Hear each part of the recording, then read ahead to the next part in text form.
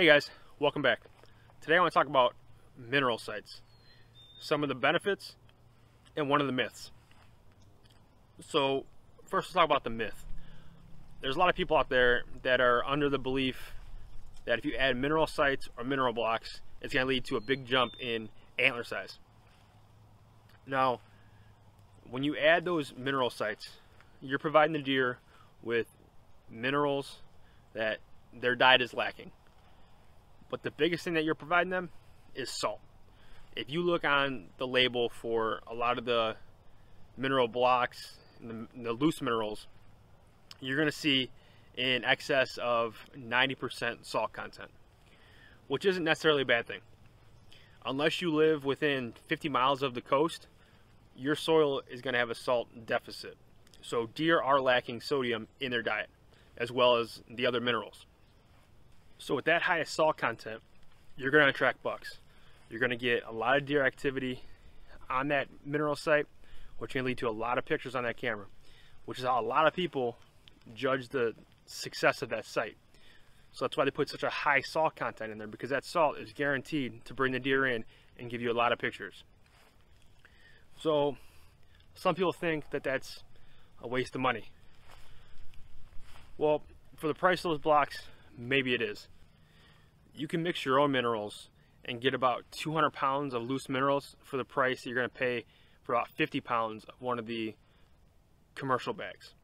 So it is important to still put salt in your mix, but for the amount of salt that's coming in those commercial blocks and commercial loose minerals, you can do it yourself for a lot cheaper. But that salt is what's really going to bring those deer into that site and get you good photos and let you monitor the antler growth, let you monitor those fawns, let you monitor those does. So deer getting that added salt and those missing minerals is going to lead to a healthier deer herd. It's going to help does in the spring when they're lactating. It's going to help the fawns, and it is going to help the bucks. But it's not going to lead to a giant jump in antler growth. That antler growth is going to be related to the deer's diet and how much protein that buck is getting. The two minerals that you're going to find in most mineral blocks or loose minerals that do help antler growth are calcium and phosphorus. So if you're looking at labels, make sure they have a decent percentage of calcium and phosphorus. But even getting those minerals into the deer's diet is still not going to get you a huge jump in antler growth. So I don't want you to add a mineral site with the expectation that you're going to see a big jump in antler growth, because the chances are you're not. Now, adding those minerals and adding that salt and making that buck healthier is going to allow them to put more energy towards their antlers. So you may see an antler growth in that aspect. But directly from what they're getting from that mineral site, it's not likely. Now, let's talk about where to put a mineral site.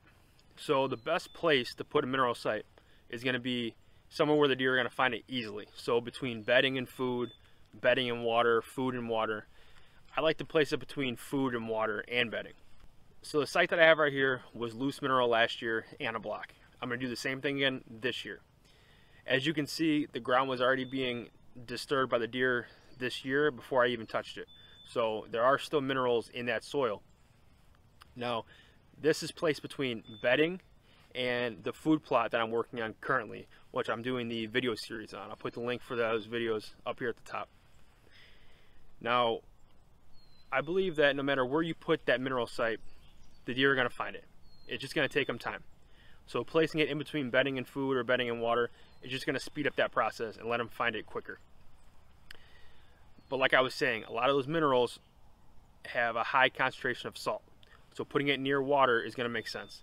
If the deer are getting a high salt content, they're going to want to drink. So why is it important to put out minerals in the spring and summer? Well, that's because that's when the deer need it the most, because they are developing those antlers.